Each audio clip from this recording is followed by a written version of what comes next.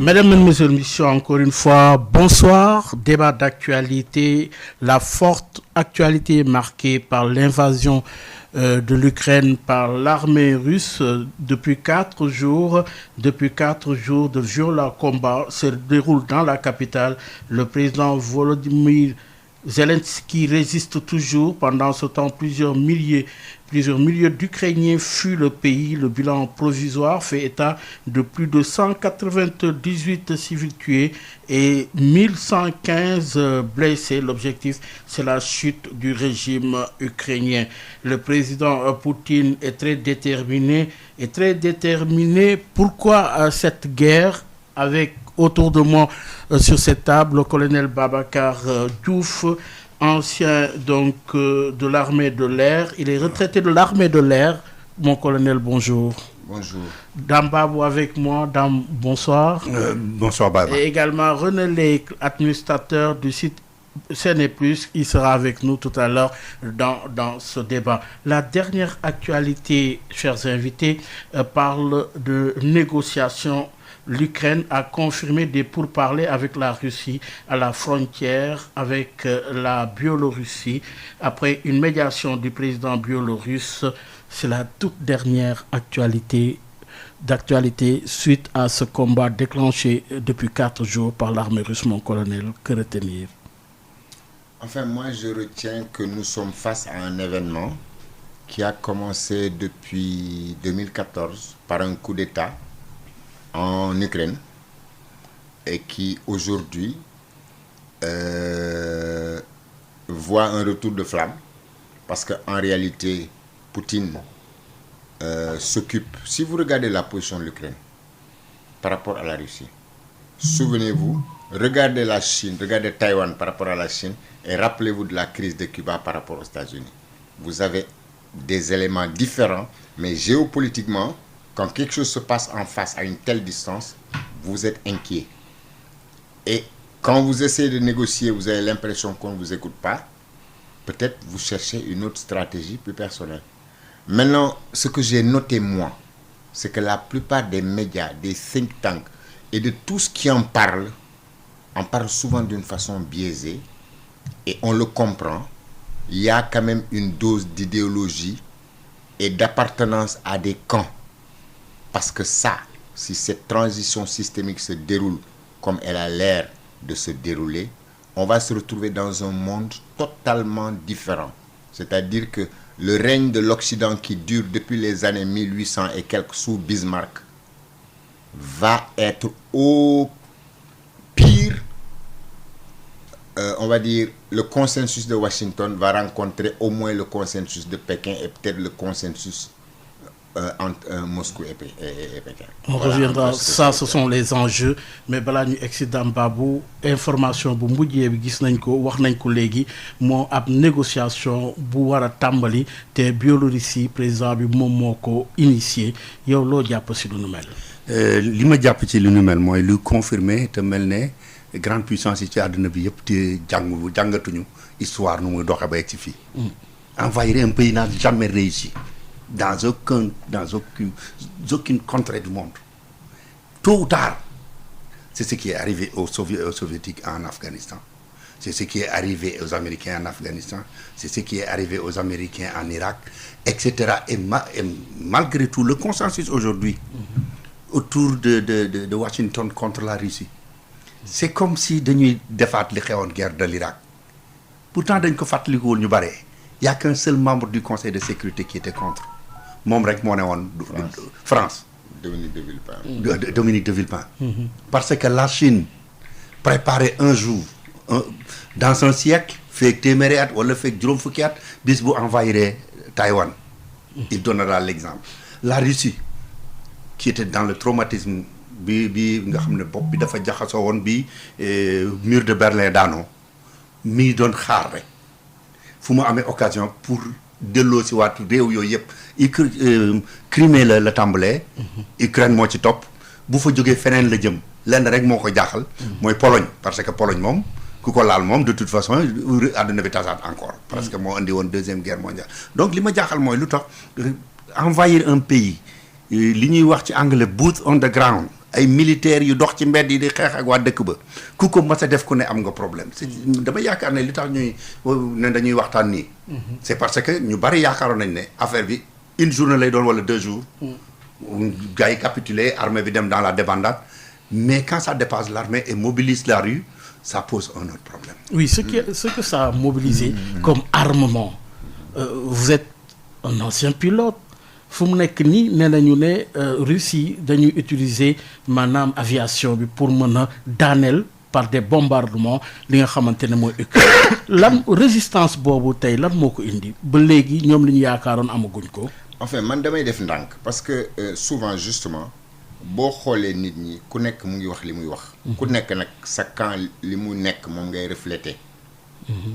Foofu ngay comprendre pourquoi certains grands magnats achètent des journaux. Achète des télé et contrôle mais peut-être li ma def différence man ci affaire Ukraine bi su fekkoon ne Russie daf ko bëgg a envahir rester fa damay d'accord ak yow mais dafa am benn particularité bu ndaw bu nekk Ukraine ni mu tabaxoo la partie Donbass ba la partie bi dem ba Odessa partie boobu yëpp ay russophones ñoo fa nekk kon nag dafay mel ni un peu nga bokk sur la frontière nga am des peuples qui vivent de part et d'autre nga jàppante nga dem ba foofu def fa mur bu bees les conséquences ne sont pas forcément les mêmes par exemple mën nañ def seen opération ba de atteindre seen objectif replier waat reconnaître nañ les 2 États du Donbass mën nañ ci yokk ba fële nu mu tuddati Odessa et bu boobaa la mer Noire boo xoolee carte bi day mel ni kon neutraliser nga na moitié bi xam nga temps yi yëpp occidentaux yi ñu ngi fay def ay manœuvres di yëngale affaire di ñëw bay romb ba am na avion russe leen topp tiré ci kaw benn navire anglais il y a beaucoup de choses qui se passent de ce côté donc quelque part day def loolu avertiraale mais effectivement il n'a pas intérêt à rester en Ukraine il n'a pas intérêt à rester en Pologne parce que attention la Pologne il y a l'article 5 ah non là c'est la mondiale là ça c'est clair donc du ko def doful bon mais oui un peu pour compléter oui.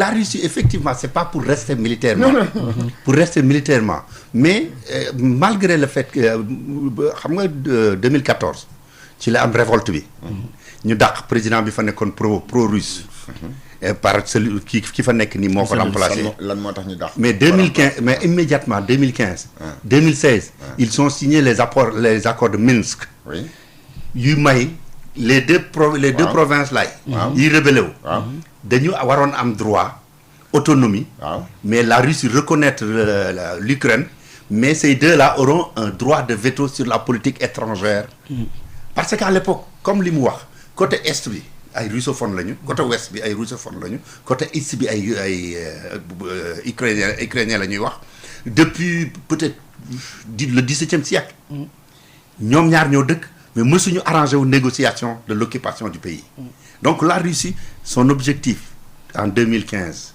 c'est exactement l'appel que Poutine a fait avant-hier pour dire à l'armée prenez le pouvoir élisez un autre président c'est pour prendre un président pro-russe c'est pas pour occuper et coloniser comme ce qui se passe en Crimée dofuñu loolu duñ ko xalaataale mais ce qui change un peu la donne en 2000 50% des Ukrainiens étaient d'accord pour rejoindre la Russie aujourd'hui c'est 80% contre y compris les russophones Ça change le jeu, ouais. Babacar Diouf.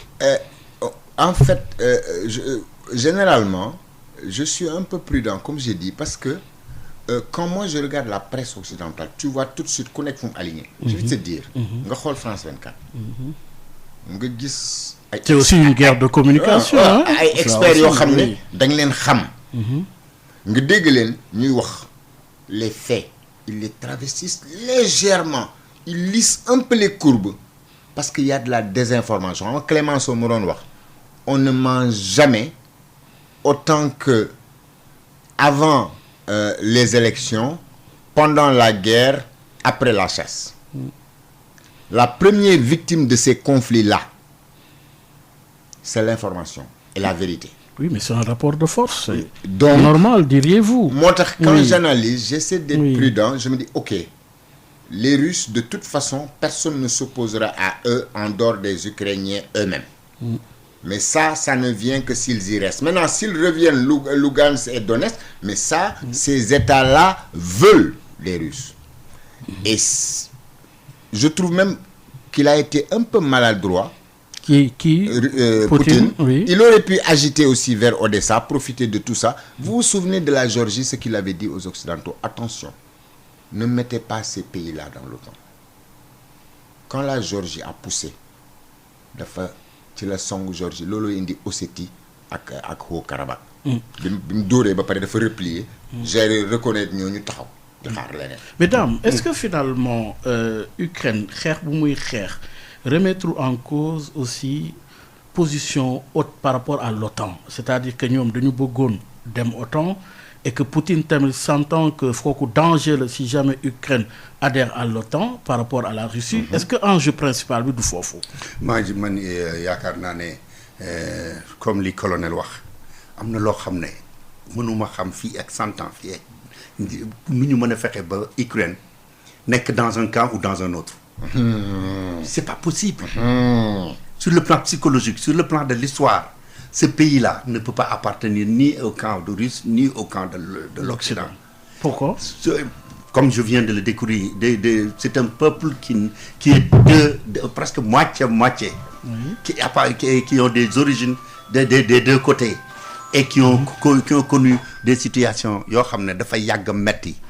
Donc boobu depuis 2000 ba léegi courbe bi am Ukraine mooy nous ne voulons être ni dans un camp ni dans un autre. C'est pour ça que ñu mën a am doole li leen russe doon jege yëpp ñu mën a dàq président pro-russe bi.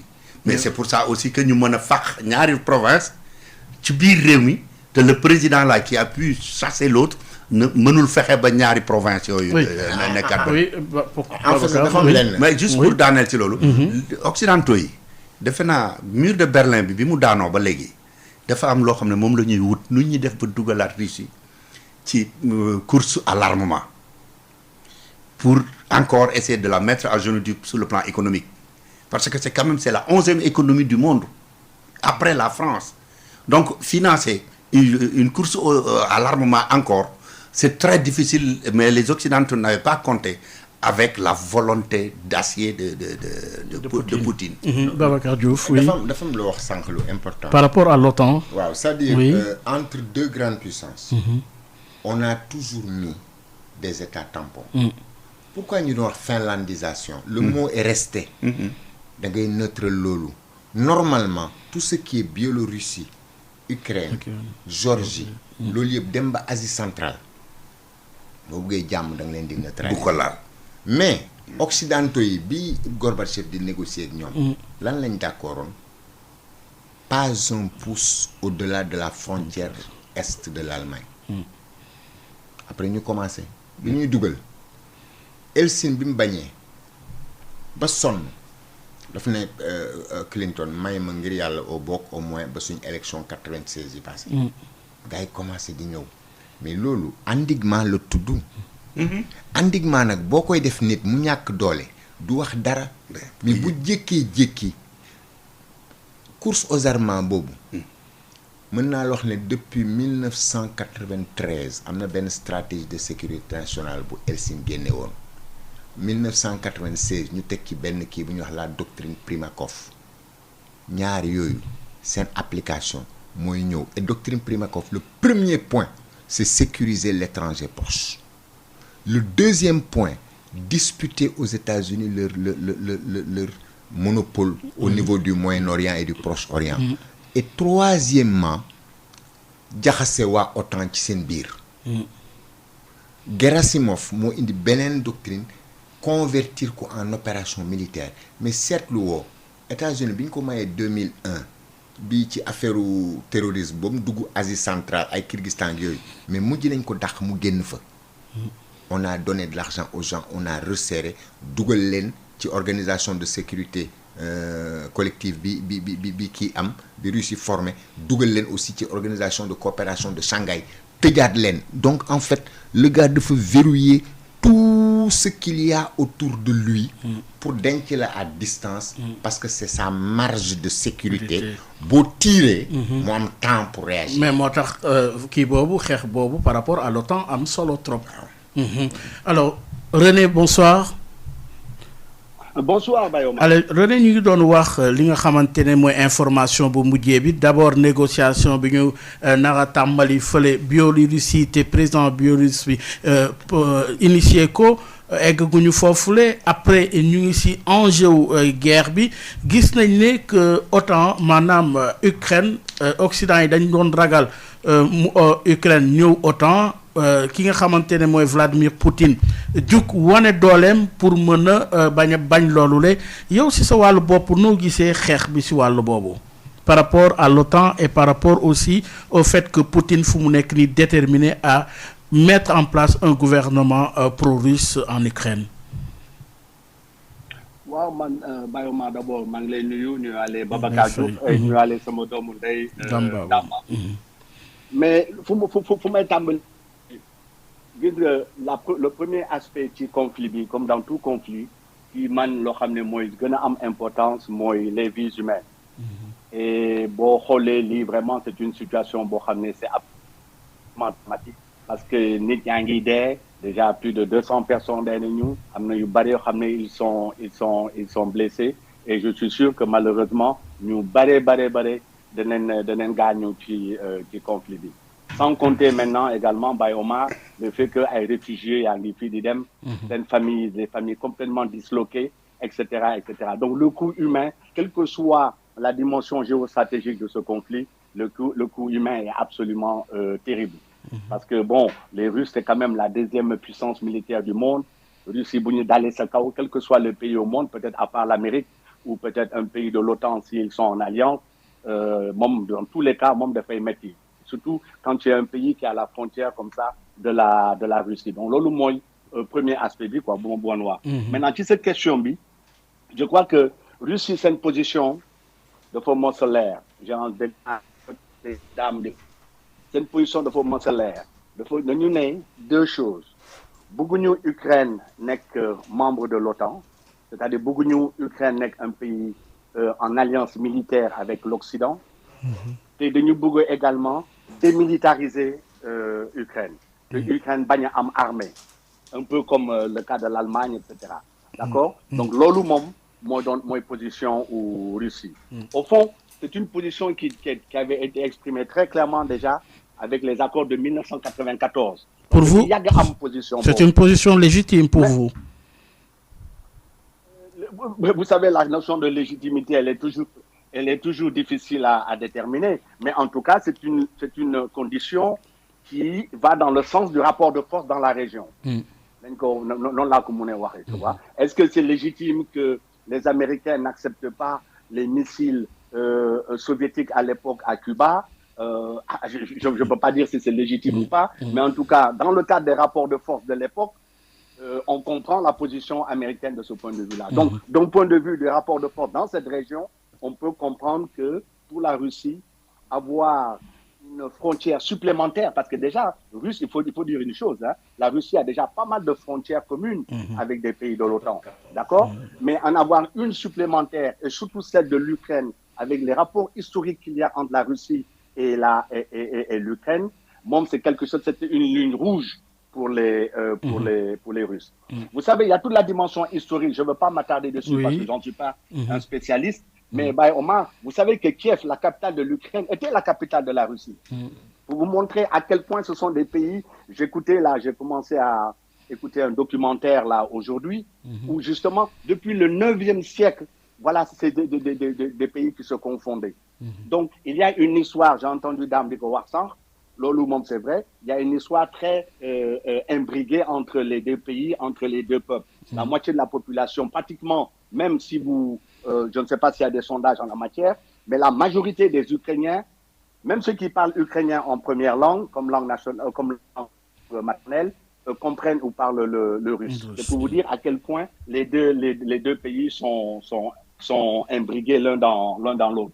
Donc, je crois que la revendication russe principale, Modon Bobu, mais la position occidentale a toujours été très claire. c'est au peuple de déterminer leurs alliances. Donc, ñoom, la position des Américains, des Européens, donc de l'OTAN de manière générale, moo doon, si les Ukrainiens, le peuple ukrainien décide que l'Ukraine veut adhérer à l'OTAN, nous, on ne peut pas s'y opposer. Bien que, en 2008, l'Ukraine fait sa première demande d'adhésion à l'OTAN et elle a été rejetée. Et notamment, la France s'y est opposée. Et pour les raisons géostratégiques dont on parle. D'accord? Donc, maintenant, la demande russe dans cette période-ci qui consistait à dire il faut impérativement qu'il y ait un engagement ukrainien de ne pas entrer dans l'OTAN, je ne sais pas pourquoi, et ça vraiment c'est pour moi la grande question aujourd'hui, et c'est ça que je pense que dans les mois, les années qui suivent, qui va être posée, pourquoi les pays occidentaux, l'OTAN, a-t-il considéré que c'était une demande totalement inacceptable? Alors que dans le même temps, et Dame mon témoigner parce que je lui ai envoyé l'article hier ou avant-hier mon ami Ali Mana Bachili m'a envoyé il y a quelques jours, un article déjà en 2014 de Henry Kissinger, ancien secrétaire d'État américain, plus ou moins un républicain, hein, c'est pas du tout un libéral révolutionnaire ou quoi que ce soit américain, c'est vraiment l'establishment de la politique internationale américaine. Lui-même, dans cet article, a dit que l'Ukraine ne doit pas être membre de l'OTAN. Et lui-même dit que cette revendication et cette demande russe, même si elle n'est pas, je n'utiliserai pas le mot que vous avez utilisé tout à l'heure, il ne le pose pas en termes de légitimité ou pas, en tout cas en termes de rapport de force et d'intérêt de sauvegarde de la sécurité de la Russie, il pense que c'est une demande raisonnable et que lui-même il l'approuve. Alors voilà qui remet en cause le rapport de force en termes d'alliance. Babacar Diouf gis nañ ne fu mu nekk nii ku si nekk foo far yaa ngi ko doon wax léegi mais américains yi fu mu nekk nii taxaw nañu pour jàppale Ukraine comme français yi tamit comme beaucoup de pays de l'autre côté aussi gis nañ ne que nu mu tuddati Russie tamit mi ngi rapproché aussi Chine ak Syrie donc mu mel ni rapport de force la mais alliance aussi dugal nañ ci seen doole ñu ngi wax rek ne même nu mu tuddati le conseil de sécurité doit se réunir cet après-midi ñu ngi xaaragum lan moo si tukkee décision yi mi ngi génn sanction yi mi ngi génn rapport de force entre alliés mi ngi wanewu fu mu nekk nii ban réflexion loolu nga si mën indi. Alors dama bëgg a rebondir rapidement pour wax na dëgg ki doon wax léegi Russe de Kiev. foofu la Russie commencé di màgg ba Ivan le Terrible commencé di ko dajale donc wax na dëgg ay Catherine de Russie ñoo ñëpp tout le monde a consolidé boo xoolee Crimée. Khrouchtchev mu mel ni rek Sénégal ni ñu région yi nekkoon ñu jékki-jékki ne tel département taf nañ ko sur telle région. mais en fait Crimée dafa mos a bokk ci Russie d'abord. Ensuite li mu doon wax l'humain c'est vrai on s'en préoccupe mais xam nga sànq dama ne la il faut savoir de quoi nous parlons si nous nous mettons au niveau de l'analyse géopolitique c'est la moralité amorale. Oui. Si nous prenons maintenant l'humain c'est autre chose mais tous ceux qui parlent aujourd'hui de l'Ukraine que je déplore qui parlent du Yémen est-ce que vous vous rendez compte de la situation qu'il y a au Yémen elle est pire que ça il y a plusieurs milliers de morts et il n'y a pas que là-bas c'est-à-dire que encore une fois li waay doon wax aux forts leur volonté aux faibles leur devoir quand les grandes puissances bu ñu jógee naxante la ñoom c'est l'éléphant quand les deux éléphants se battent ñax mi mooy dee léegi nag boo Brzezinski ci boppam neewoon na leen Ukraine bi c'est clé bu ngeen ko nangu ngeen identité li rattaché la Russie à l'Europe Kissinger wax leen ko mais les gens c'est que paix bi tous les trucs yu am conflit dafa arranger le complexe militaro-industriel parce que dañuy jaay ay armes chaque fois que crise bi jóg cette action day jóg. Oui. Maintenant juste ma daanee ci loolu bu ñu demee conseil de sécurité des Nations Unies mais ki am droit de veto bu dooree droit de veto lan mooy génn conseil de sécurité des Nations Unies dara du fa génn dara la seule fois où on a réussi à contourner ça c'était pour la guerre de Corée te dafa tombé woon Union soviétique ne dafay grève parce que position bi ñu jox Taïwan Chine moo ko war a jël bu ñu demee affaire bi xew le temps ñuy ñëw gars yi voté nañu résolution ba dénk affaire bi États-Unis mu defar kooram moom la MacArthur commandé woon mooy Corée ñu gaawantu dellu si teg seeni affaire gars yi dem créer un truc au niveau de l'Assemblée générale tuddee ko aussi oublié partenariat pour la paix c'est la seule fois mais sinon conseil de sécurité Russie toog soo ñëwee mu déglu la ba nga pare mu dóor vetoom doy na wala Chine buy problème am mu dóor vetoom loolu tax nous les petits pays là on doit se dire lépp lu grande puissance bu am droit de veto bokk soo yaakaaree protection ONU tu as le doigt dans l'œil jusqu'à l'épaule. Ça veut dire quoi? Ça dessine les limites du droit international. Merci beaucoup. Oui.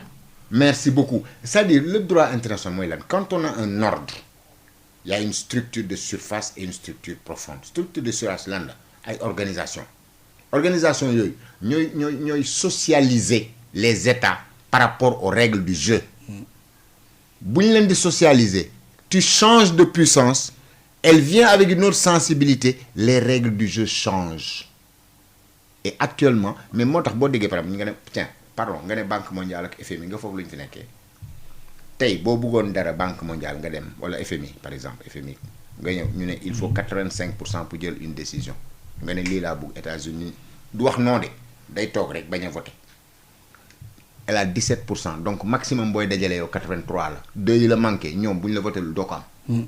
C'est pour dire que rek les grandes puissances qu'on le veuille ou non tant que puissance mooy la monnaie la devise bu ñuy interagir soo leen mënee moytu bañ a marcher dans leurs intérêts booy boo def ko sinon boo koy def na la wóor ne am nga loo xam ne sur le plan asymétrique comme lu mel ni Vietnam ni ñu mujjoon def ou Afghanistan à un moment da ngay pare nag jàmmaarloo pendant un temps long sinon doo ci génn. Alors voilà. Oui Dame gis nañ ne le jeu des alliances remet en cause aujourd'hui l'ordre mondial ñu ngi ko doon wax le système des alliances d'une part vous avez la Russie avec la Chine mais de l'autre part vous avez aussi les États-Unis la France l'Occident de façon générale avec l'OTAN léegi c'est-à-dire ça donne un enseignement va-t-on vers une reconfiguration de l'ordre mondial par rapport à ces situations? Bon je pense que li ma yaakaar mooy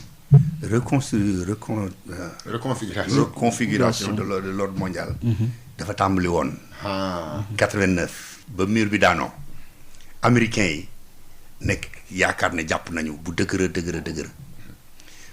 fexe ba xeex bi dootul nekk xeex ci gànnaay parce que ñoom xeexu économie la ñu mënee Russie jéem leen ci topp ak ay Gorbatchev ak ay Boris Yeltsin ba Medvedev et ba Poutine léegi Poutine xam na ne bu dee xeexu koom-koom la du ñu mën a jouer rôle bu am solo ci àdduna bi surtout nag gan gi ñëw na Chine gën leen soriloo encore kenn watul waxati seen i wax loolu wax ñu bëgg a delloo si waat reconfiguration autour des questions de sécurité militaire surtout en Europe loolu moo tax parce que boo seetloo occidentaux yi li ñu doon waajal yëpp mooy niñ koy étouffer économiquement gis nga depuis hier je ne sais pas ndax suivre ngeen affaire SWIFT bi affaire SWIFT bi oui. C'est-à-dire que c'est un organisme mondial qui assure les communications interbancaires qui fait 42 millions d'opérations par jour aujourd'hui banque russe yi am xaalis bi yëpp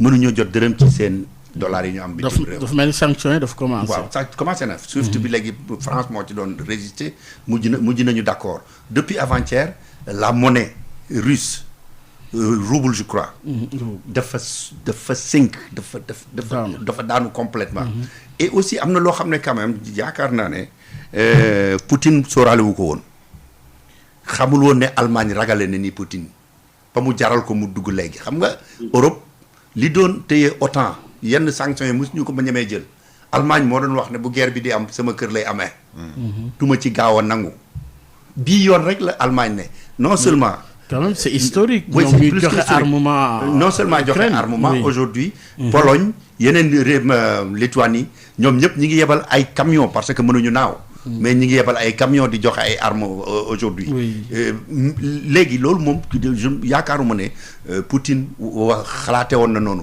même Chine bi mu compté woon Chine trahir na ko da ngeen seetluwul rek Chine avant-hier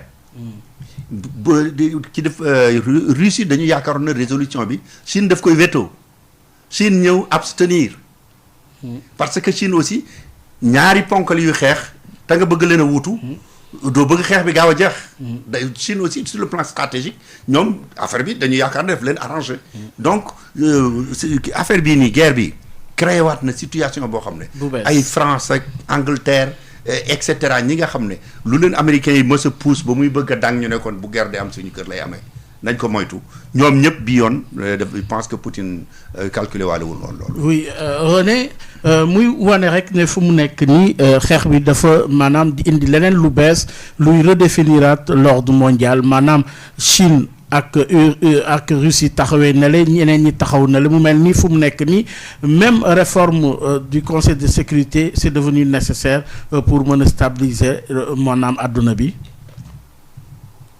Oui, je ne sais pas si j'irai aussi loin que ça, Omar, parce que je crois que l'Oudam Warsan, je pense que c'est très pertinent. C'est-à-dire ce repositionnement, la restructuration de l'ordre mondial, elle a commencé depuis un moment. J'ai sous les yeux là, Omar, la carte de l'OTAN. Mais rien que dans les pays qui étaient des pays sous contrôle soviétique, les pays de l'Est, mais le nombre des pays qui sont aujourd'hui membres de l'OTAN, je ne dis pas simplement qu'ils sont neutres ou bien qui sont juste des alliés, qui sont membres de l'Union européenne et qui sont juste des alliés économiques de l'Occident, mais qui sont membres de l'OTAN. Il y a la Pologne, il y a la République tchèque, il y a la Slovaquie, il y a la Hongrie, il y a la Roumanie, il y a la Bulgarie. Donc tous ces pays-là aujourd'hui sont membres de l'OTAN. Sont aujourd'hui du côté de l'Occident, alors qu'il y a quoi? Il y a 30 ans, ils étaient tous au sein de l'Union soviétique. Donc c'est pour vous dire que donc, ce bouleversement-là, il a commencé depuis très longtemps. La question ici pour la Fédération russe, c'est de dire, d'accord, ça c'est un fait, le rapport de force me l'a imposé, je n'y peux rien, mais il y a quand même une ligne rouge. Et la ligne rouge, c'est celle-là, c'est celle de l'Ukraine. Et je pense que les Occidentaux ne le prenaient pas suffisamment au sérieux ou n'entendaient pas suffisamment la vigueur avec laquelle Poutine insistait sur cette ligne rouge qui était l'Ukraine. Je pense aussi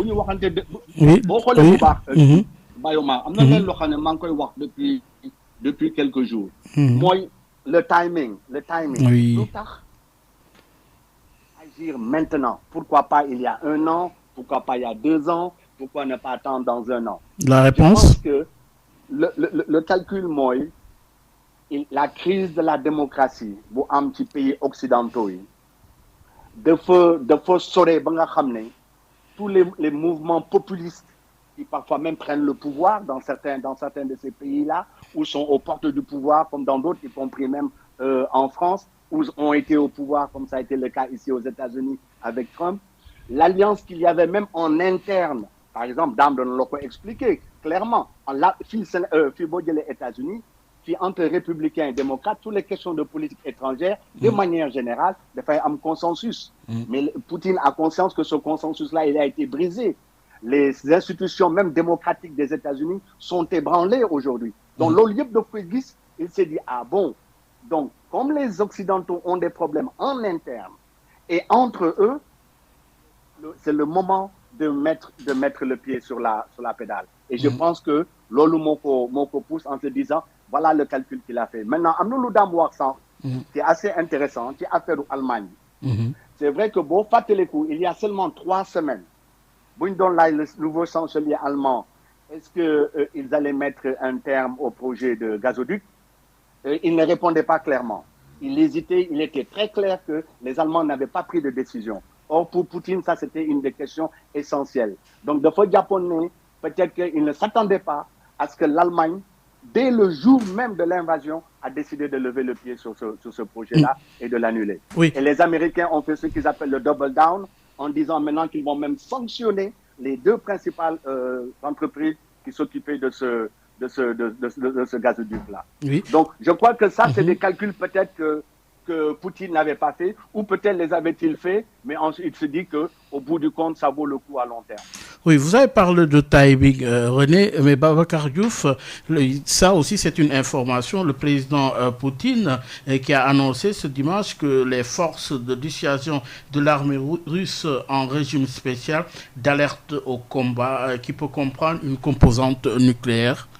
Quelle compréhension en faites-vous à cette étape du combat? loolu dissuasion mais soo me permettre am na Oui. lu ma bëgg a leeral tuuti yaa ngi fàttaliku def nañ fi benn émission on discutait justement d'ordre mondial. ma ne la ordre bi kii wax ne moo juddu entre 89 et 91. moo dem ba période Obama bi muy def le pivot vers l'est nga chinois yi commencé di xool naan ils sont menacés biñ ci tegee Ukraine ba sanctions yi dem ci la Russie rejoint Chine je peux te dire aujourd'hui na nga ko noté bu baax les deux là kenn mënu leen séparer tant que ñoom waru leen ne buñ janoog États-Unis du leen faj individuellement c'est ça c'est-à-dire dès qu'ils ont Russie ak Chine. ak Chine dès Oui. qu'ils ont posé la révolte la Chine moo yore la dimension économique la Russie moo yore la dimension militaire ñoom ñaar plus on va presser plus ils vont se mettre ensemble là où Poutine a perdu un peu à mon avis c'est que autant Europe France ak Allemagne ñu ngi doon yëngal un peu et les néoconservateurs n'appréciaient pas ça ñoom dañ bëggoon guerre bi am pour obliger les autres à rejoindre les rangs et ça ils y sont arrivés alors que les autres certains pensaient à la révolte na nga déglu certaines personnes yu exprimé wu maintenant les sanctions les Russes non seulement ça fait longtemps qu'ils se préparent mais même pendant un moment moi je me souviens avant même Crimée j'avais noté avant même Ukraine di jóg j'avais noté que la Chine et la Russie dañoo dajale or j'avais même fait une note à l'époque à un conseiller d'une haute autorité ne ko lii bu amee il faut regarder une guerre monétaire à l'horizon alors ce qui se passe la Russie li mu dajale ci xaalis li mu wéeru ci Chine li mu mën a transférer son gaz mais je vais vous dire en Europe on va aussi voir d'énormes conséquences et ça l'essentiel des économistes sont d'accord dessus pour dire affaire bii vous appliquez des sanctions vous avez le retour de manivelle les autres sont touchés mais vous aussi vous êtes touchés. Oui, alors c'est clair que les sanctions sur ce plan sont à noter.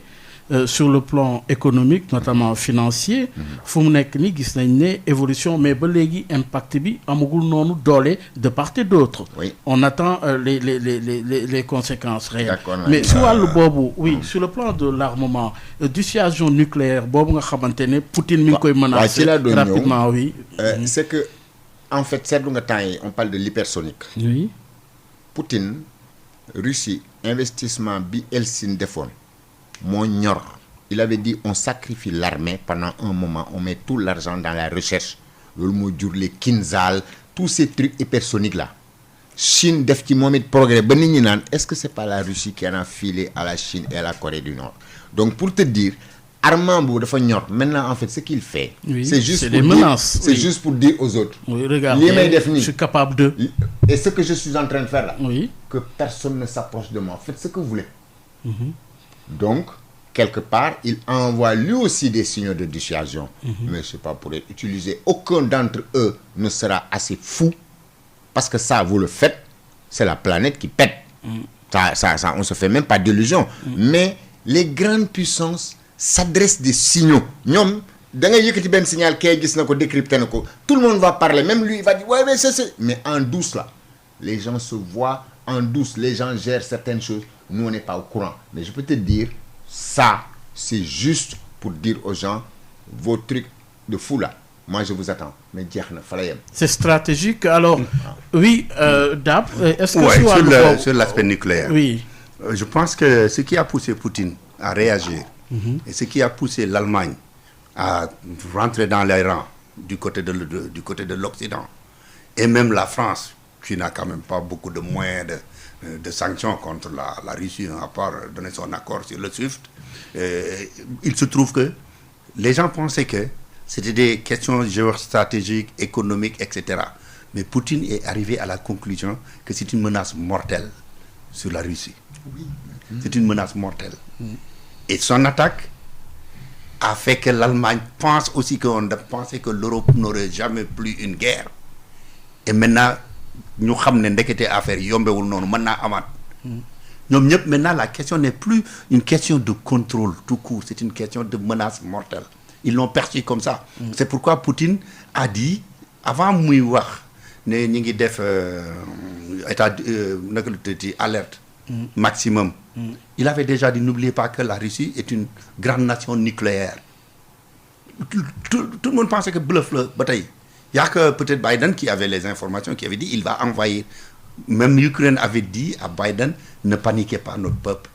Mais aujourd'hui, nous sommes arrivés à la conclusion que ce n'est plus une question de bataille stratégique, mais c'est une question mortelle. Pour la Russie, en tout cas, c'est comme ça que moi je l'interprète. Alors René, quelle est la posture de façon précise incarné par les États-Unis d'Amérique dans ce combat? Gis wax nañu le rapport de force entre Russie et la Chine war a booloo nekk benn, mais États-Unis ba léegi ñoom seen wàllu bopp gis nañ ne Ukraine la ñuy àndal, moom la ñu faral ba sax Biden mi ngi doon wax le président ukrainien bu bëggee ñu dem jëli ko mu làq ko. Si wàllu boobu est-ce que yaakaar ngeen ne États-Unis mën na peser wu fortement si guerre bu nu mel?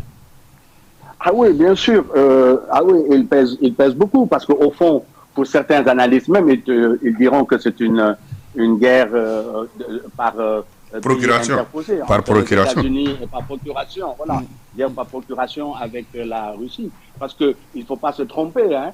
L'Ukraine, est un pays avec lequel les États-Unis ont d'excellentes relations, et plus que ça, qui est quelque part très influencé par les États-Unis. Je vous rappelle que quand Obama était aux affaires, son vice-président, c'était Joe Biden à l'époque, son vice-président était l'envoyé spécial pour l'Ukraine. Ça montre à quel point c'était quand même une question importante pour les États-Unis. Et il ne faut pas oublier par rapport à ce que vous disiez là tout à l'heure sur la question des accords et juste à quel point on peut encore compter sur cela. Et est-ce qu'un pays peut estimer qu'il peut être protégé par cela? Les accords de 1994 entre l'Ukraine et la Russie, c'était des accords qui étaient garantis.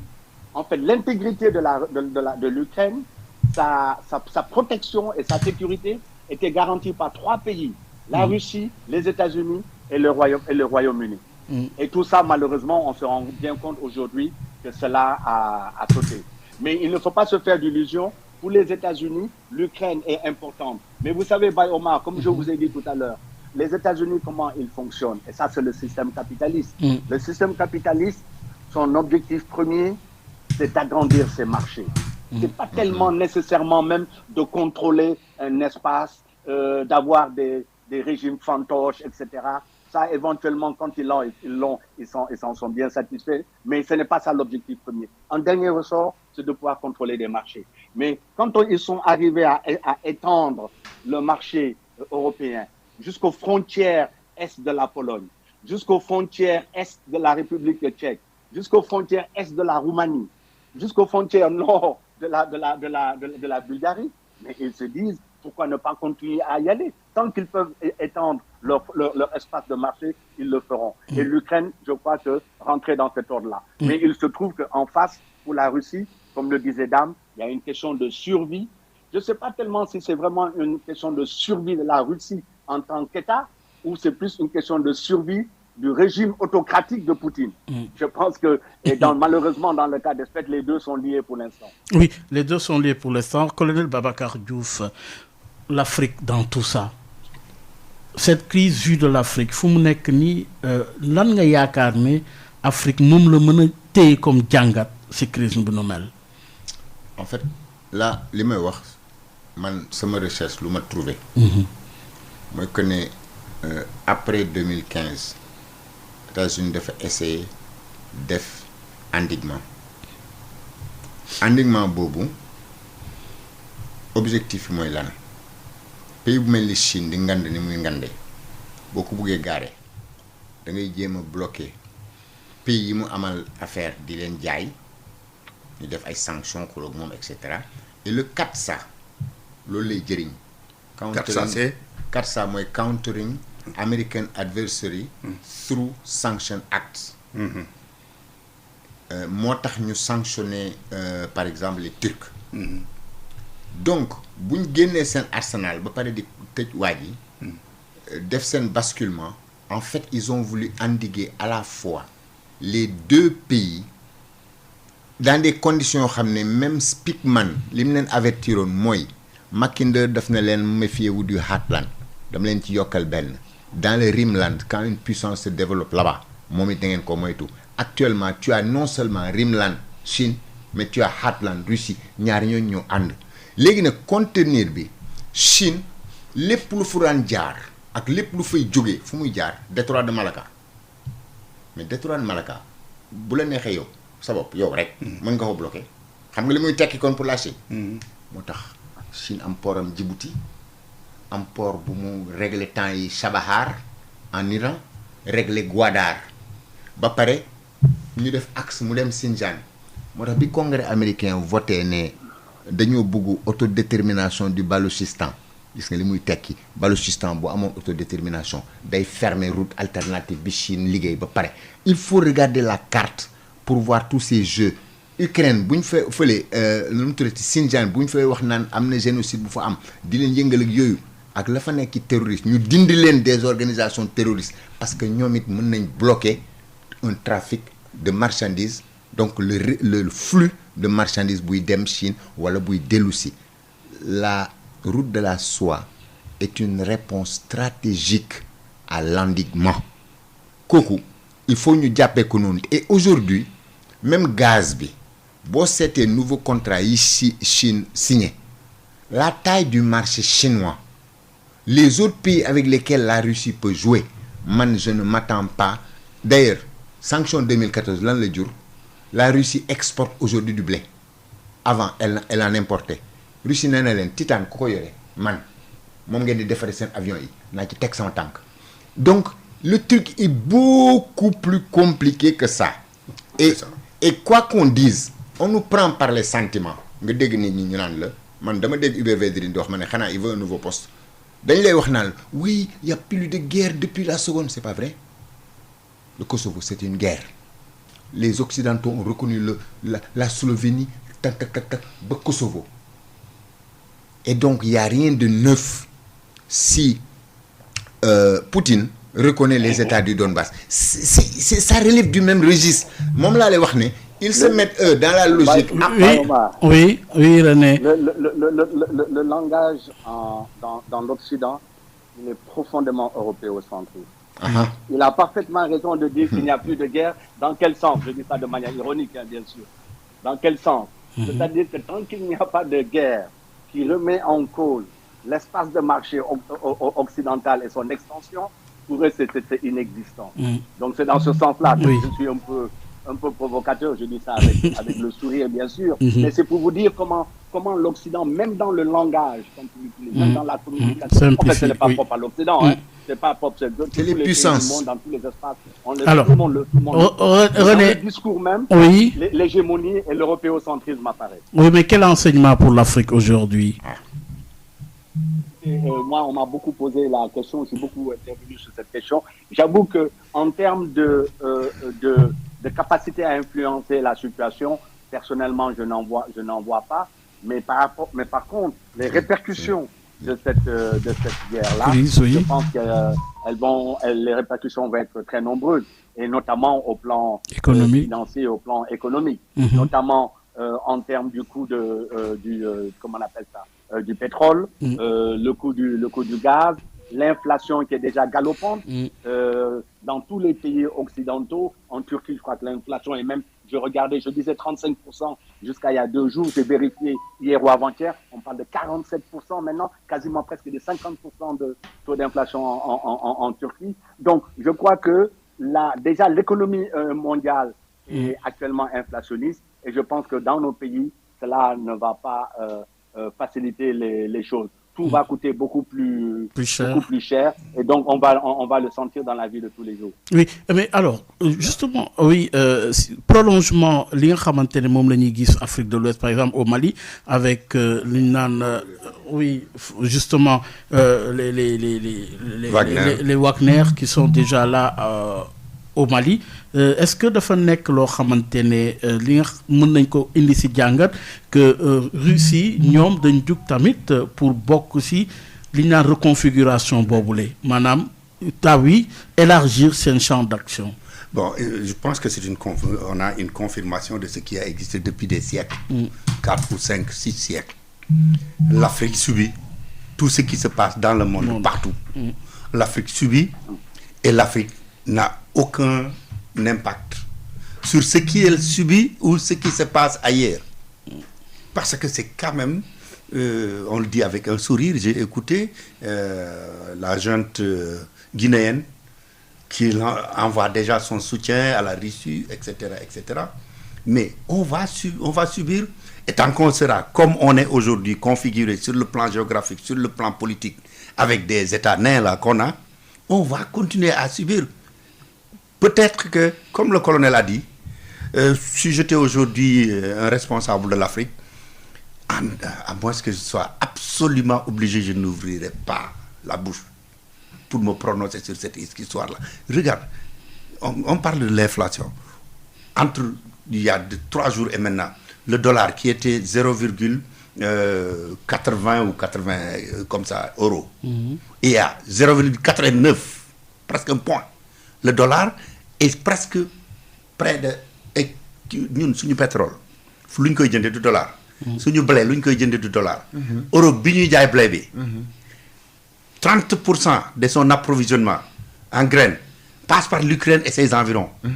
Et ça vient de Russie aussi. Ça vient de la Russie. Et aujourd'hui, il n'y a plus d'avions pour aller dans l'Union européenne venant de la Russie. Tout ça, c'est les conséquences sur le plan économique. Kenn xamul nu mu toll te ñun ñooy subir boo ko dee wax da ngay mujj ñu naan yéen da ngeen rébarbatif mooy l'Afrique telle qu'il est. Nous ne pouvons même pas avoir de la prétention pour avoir de l'impact sur quoi que ce soit. D'autant plus que oui, Babacar Diouf. L'Afrique, organise xam ni ñu tuddee les dépouilles ou le butin du système, les réservoirs de puissance. Ñun dañuy contrôler, pomper pour yokk sa puissance. Gis nga la dimension géopolitique. Soudan la njëkkee. Éthiopie temps yi gis nga li fa am. Est-ce que xam nga ni tigréens yi ñoom ñoo nekkoon allié Occident. Tigréens yi léegi le nouveau gars ki leen di xeex kan moo ko dimbale.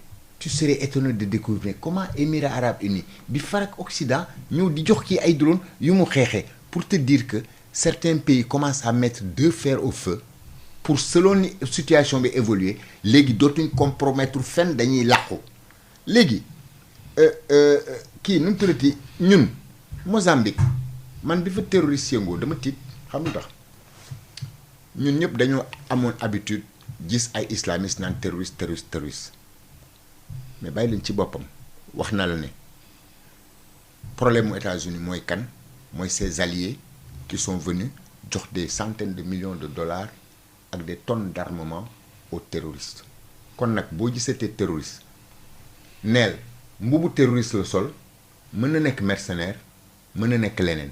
Deuxièmement, Wagner bi ñëpp di coow entre nous, moi je me mets au niveau analyste, je ne parle pas de mes sentiments, ça c'est mon problème, mais ce que je retiens bu ñu ne Wagner, est-ce que xam nga ne pendant 20 ans l'OTAN qui était déployée en Irak et en Afghanistan, il y avait Blackwater là-bas, non? Est-ce que vous avez entendu quelqu'un dire enlevez-moi ces entreprises? Moi j'ai même vu arriver au Sénégal, à l'époque j'ai donné mes sentiments, des Suisses qui sont arrivés ici, qui ont voulu nous vendre le document de Montreux. J'ai dit aux gens, lis. Qu'est-ce que le document dit? Le document de Montreux, ouais. Ils cherchaient à encadrer les entreprises militaires et de sécurité privées. Donc en fait, ces compagnies-là, comme Wagner, comme Blackwater, dans les années 60, bif armée française et britannique démobilisée, on a eu beaucoup de mercenaires en Afrique. Aujourd'hui, toutes ces entreprises ne sont rien d'autre que des mercenaires et en Afrique, c'est déjà interdit. kon nag on ne va pas se pencher sur des documents naan dañuy étudier pour joxe ci accord naan oui il faut les encadrer un peu ce serait accepter quelque chose qui ne nous arrange pas donc je ne suis pas pour mais ça ne m'empêche pas moi l'analyse que je suis là de dire mais attends pendant 20 ans on s'est accommodé de ça aujourd'hui on vient nous emmerder n'oublie pas que le Mali am na lu benn sagesse di wax ñu ne kuy waaj a lab bu ko jësig di romb mun na ci jàpp parce que mun na mucc kon nag Mali bu amee problème boo xam ne ñun waa CEDEAO ñëpp ñoo waroon ñëw fajal ko munuñ ko faj ONU nekk fa jëriñu fa dara mu jéem a trouver ay solution donc boo ñëwee ci ñoom da ngay waxtaan ak ñoom seet noo leen di cadrer maa ngi doon wax tey ci benn émission man leen gis nga man su ma doon CEDEAO li may def mooy ku am crise ma ñëw toog ne la génneel sa constitution génneel sa code électoral génneel sa lii danaa ko jubbanti ba bala maa fay jógee da nga ciy def référendum officialiser ko ma xam ne yow mii ku buggatee contre démocratie dootul jàll. Voilà. Alors finalement li ñu naan guerre yëpp si autour du table lañ koy régler. Est-ce que foofu lañ toll tey René après Babacar Diouf Dame pour boucler parce qu'on est à 2 minutes de la fin de l'émission finalement justement René cet appel à une médiation qui a été initiée par le président biélorusse finalement est-ce que vous pensez que lu nu mel dina antu? Oui, je pense que je ne sais pas ndax la négociation là dana nekk lu sérieux. Je pense que les Russes, je ne pense pas qu'ils vont s'arrêter à mi-chemin ainsi. Je pense qu'ils vont aller vers une guerre totale au plan militaire. Mais je pense que s'ils n'arrivent pas, ils ne sont pas certains de pouvoir installer un régime fantoche en Ukraine. Parce que nous créer aussi une instabilité permanente à cette frontière avec la Russie et ça ne les arrange pas non plus. Donc je pense qu'ils vont peut-être maximiser la victoire militaire et ainsi ils auront clairement montré qu'ils tiennent à ces deux questions-là, la question de la démilitarisation et la question de la neutralité. Maintenant, peut-être que sur la militarisation, ils peuvent peut-être faire des compromis, mais sur la question de la position de la neutralité de l'Ukraine, comme ça avait été le cas en 1945 avec la Finlande, je pense que c'est sur un accord de ce type, il est tout à fait possible qu'il trouve un accord. Mais très rapidement, Bayomar, en 1 seconde, pour dire que Adam, il faut qu'on fasse attention parce que moi-même, je m'étais fait prendre là au piège là de la pseudo-intervention guinéenne, mais je crois que c'était des fausses informations qui circulaient sur le net. Hein. Le gouvernement guinéen de transition a clairement indiqué sa neutralité. Merci alors. Oui, Babacar gis nañ ne pour wax la dernière réaction le président ukrainien il dit que je dis les choses comme toujours franchement je ne crois pas trop en résultat mais il faut qu'on essaye à souligner justement le président ukrainien. On va essayer parce qu'il n'y a pas d'autre solution. Mais moi je pense réellement que boobu ce n'est qu'un élément dans l'élément. Actuellement le système mondial est en dégel. Bu dégel amee li waay yi wax géej yi sax dañuy feey mais gis nga ñun bu ñu tranche boobu rëccee te defaruñ suñ bopp garanti suñ bopp jéem a reprendre suñ destin en main ñun africain ba gars yi yeggaat ci beneen gel consensus entre des puissances séddoo ñu en termes de zone d'influence lonk nañ ñun donc ñun pendant que yii di am c'est le moment pour nous de trouver des moyens yoo xam ne ku jógati danañ la weejee par les médias danañ opposer suñ masse population mais danañ trouver ay solutions avec nos mécanismes au niveau de l'UA au niveau de la CEDEAO suñ ko deful billahi la suñ maam yi dundoon ñun lay dalaat sous une forme plus bénigne plus nice. Je ne suis même pas sûr mais sous une forme plus bénigne. Bon donc tu vois tu es encore voilà. Pour le mot de la fin oui. Bon pour le mot de la fin je pense que peut-être je suis moins pessimiste que René et le colonel sur l'issue de ces combats-là aujourd'hui en Ukraine. Parce que, effectivement, l'Ukraine, je pense le gouvernement ukrainien, ne peut pas ne pas dire je sors de l'OTAN et toute intention d'être membre de l'OTAN. La négociation se fera autour de ça. Mais la Russie aussi veut que cette guerre-là soit la plus courte possible. Parce que la Russie est en train de souffrir énormément. Et il y a un nouvel élément qui s'est passé depuis 2 jours. des milliers de Russes dans les rues de Moscou contre la guerre. Personne n'avait pensé. Ça nous ramène à la question qu'on avait évoquée au départ. L'imbrication de relations de sang, d'histoire, d'un même pays pratiquement. Quelqu'un m'a dit que Khrouchtchev est né en Ukraine. J'ai vu quelque part, je ne sais pas si c'est vérifié. Parce que l'Ukraine... Vladimir Zelensky, oui. sa langue maternelle, c'est le russe. Oui, donc les deux camps-là ne peuvent pas se permettre une guerre qui se prolonge sur des semaines. Je ne parle même pas de mois. Le gouvernement ukrainien n'a pas les moyens. Mais la Russie ne peut pas continuer si ça devient des combats de rue et de guérilla qui datent, ce qui leur avait été arrivé en Afghanistan, ils ne l'ont pas encore oublié. Donc je pense que dans les jours à venir, les gens deviendront plus réalistes. Plus réalistes déjà. Une médiation a été initiée par le président biélorusse. Attendons de voir les résultats. Mais en attendant, l'information se poursuit sur la 98.5. Merci en tout cas à Babacar Diouf. Colonel, merci encore. Je vous en prie. Oui, ancien de l'armée de l'air à la retraite maintenant. Et merci également à Dame Babou. Merci Bayouma. Ça a été un plaisir. Également René, administrateur de Sénéplis. Merci René. Je vous en prie, Bayoma. Allez, excellente suite de programme sur la 98.5. Également un grand bravo à l'équipe technique à la tête Al Sanouad.